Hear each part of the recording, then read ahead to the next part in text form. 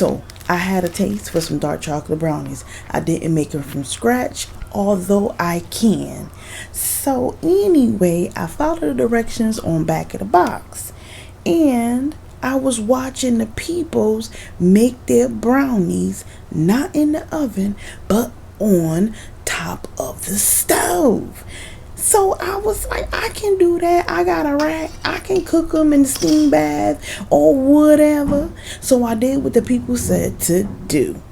I covered these brownies with the foil. I double foiled them, and I set my timer for like an hour and 40 minutes. They were cooked. They were done. However, the texture was not the business for me. Not even a seesaw can help these brownies. But what can help your dry skin is using Oils and Bars soaps. Shop oilsandbars.com today.